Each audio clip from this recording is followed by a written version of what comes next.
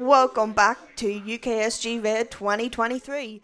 I'm Broken Hyperlink and I'll be your host for the next few runs, I guess. Um, this event will raise money for Crisis. You can donate using the links down below the stream, or you can do !donate if you would like to do that as well. We would like to also give a big shout out to ESA and BSG for their continued support. Now, as we said earlier, it's time for Viper for his second run. Viper, take it away. Thank you very much.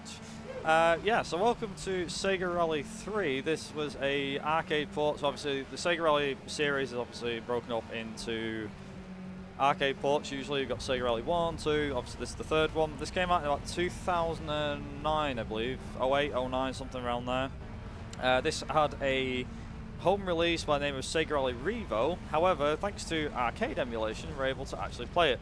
So you can see at the bottom with the category, it's Championship Extra. That's mainly because of the fact that we do 3 races, 2 laps each on Tropical, Canyon and Arctic, which is like the main bit. And then we get a 2-lap around Lakeside, and that covers the whole entire thing. So get ready to go. We'll go into Championship, and I can pick whatever car I want. It doesn't really matter. I can pick whichever one I desire. So we'll get going in, hopefully, here we go. 3, oh, hang on, I definitely must have behaved. 3, 2, 1, go. There we go. And there we go. Okay, cool. So, again, just like Outrun, a fairly simple arcade racing game. Not too much to explain, however, there is a slight difference. So, back in 2007, 2008 and 2009, or 07 to 09, whichever one you want to call it, there was a interesting revamp of rally games. So in 2007, the Colin McRae series shifted into its Dirt phase with the release of Colin McRae Dirt, or Dirt 1, whichever one you want to call it.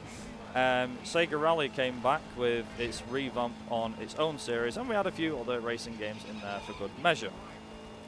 So Sega Rally was basically, and I suppose it always has been, the arcade title, the one that you go down an arcade place, whether it's near to you or in the city centre, and there's always some sort of Sega Rally machine knocking about, whether it's the original with the Toyota Celica ST205 and the Lancia Delta Integrale HF as the rally cars that you can pick in that one. There's Sega Rally 2, which has a lot more cars in it, which included the Mitsubishi Evo, the Peugeot 306 Maxi, obviously then you had like the Subaru Impreza, Toyota Corolla, and so on. Sega Rally 3 though, this was like, as I said, this was like the modern revamp of the rallying series at the time. So the modern rallying series, like I said, it had a home release by the name of Sega Rally Revo. And in Sega Rally Revo, they decided to use a brand new engine, and this was the engine we got. Everything was in HD, the physics were a bit more, let's say, a bit more loose and everything like that. And as I found out the other day, this game got rated, not Sega Rally 3, but Sega Rally Revo, got rated a 9 out of 10. Which I was quite surprised at, because I always thought people kind of slam dunked it and was like, oh, Sega Rally Revo's awful. But it really isn't. So that was the first one done. So immediately got to get going for the second one. Now, 2 of the hardest races in this are Canyon and Arctic, I believe it is the last one. Now you may be wondering why we're using the Citroen C4 WRC. Now there isn't a specific reason other than the fact that most people who do runs of it use the Citroen. There are a variety of cars that you can use here.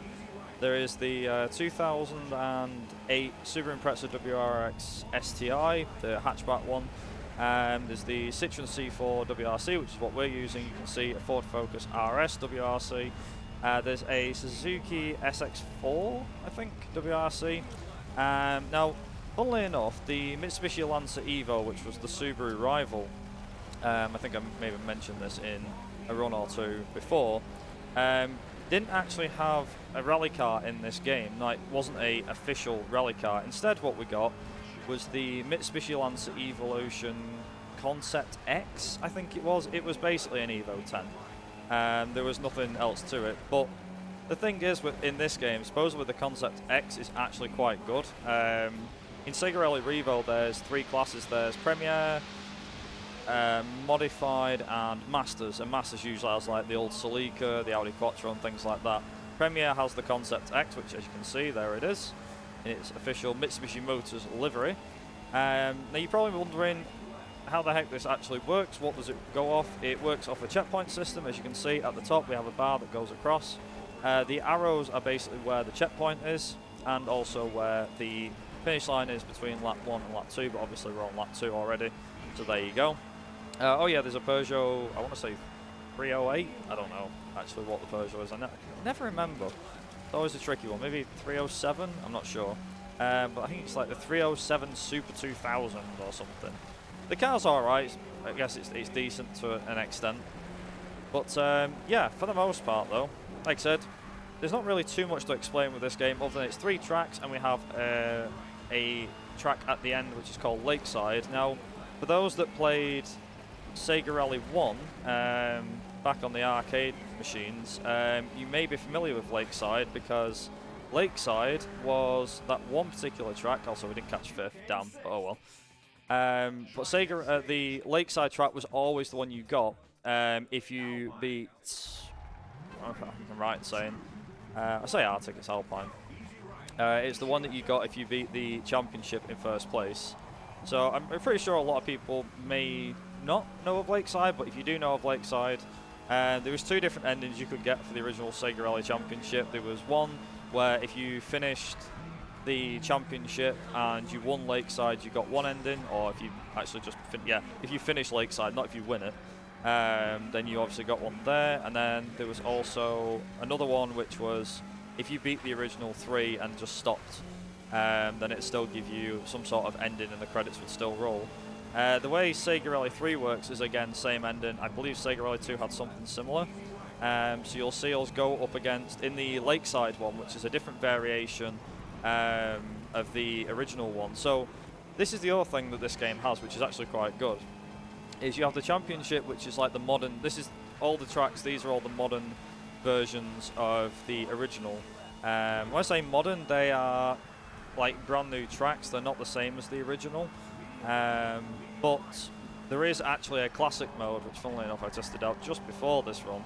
And the classic mode literally lets you do a 1v1 versus the other car. So, for example, in the original, as I said, the Toyota Celica and the Lancia Delta. And if you pick the Delta, the Celica was your rival. If you pick the Celica, the Delta was your rival. And you do a 3-lap race around, I think it was the Safari or Canyon stage, whichever was the first race in Sega Rally 1.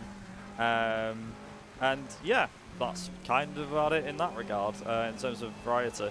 The other thing is as well is that whichever car you pick, by the way, that car in first is always going to be the same car as you, and it will also always be the same car on the Lakeside one.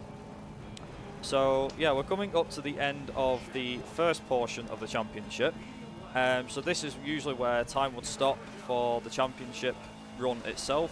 The extra means you get obviously you get the extra stage.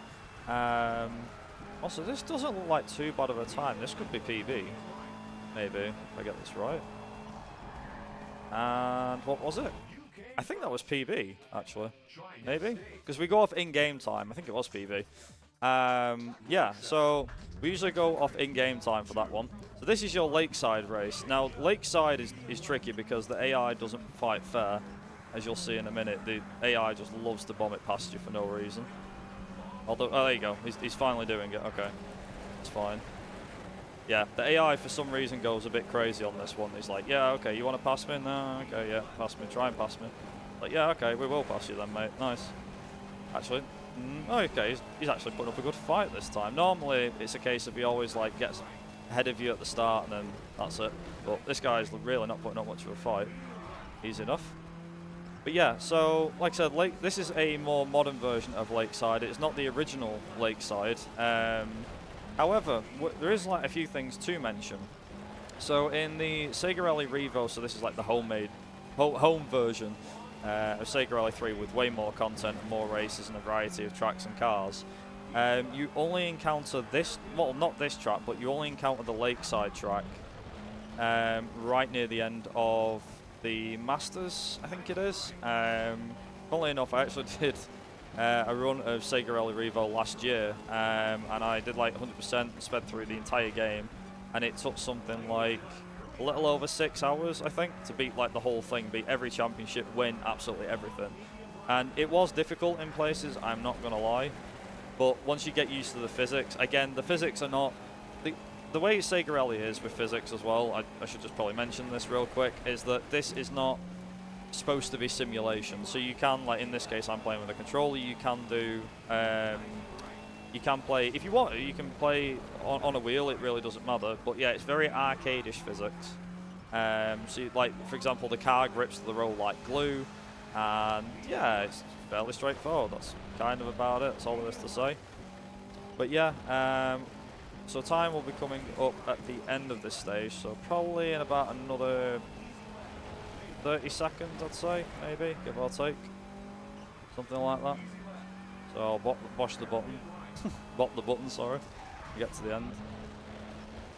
And also, you know that I had to do this in a red car because UKSG Red, right? We have to keep it with a colour theme. I know it's not actually a requirement or anything, but you know, why not? And get there. Yeah, time. Nice. So that probably, I think that might have been a PB actually. But yeah, we do get an official ending here, which will show you this at the very end. So it'll show our driver doing what he does best, which you would do, I suppose, if you were in any rallying sort of competition. Donuts, why not? Skids for the kids or something along them lines. I don't know. I'm not down with the youth, you know. Anyway, so yeah, that is pretty much it with Sega Rally 3, and you even get to put in your name, so why the heck not? We'll put our name in there, good stuff, and there you go. 634-832, and obviously we have the one for the Lakeside as well. And you get the game over, yeah, but like you would in any Sega Rally. But yeah, that is just about it. There isn't really, as I said, there's not too much to this run. It's fairly straightforward. Feel free to pick this up. You can use, like I said, arcade emulation. I think it's Techno Parrot is what I use to obviously emulate this game and everything like that. As I said, it came out in like 2008, 2009, so a lot of the cars it says FIA and WRC and everything.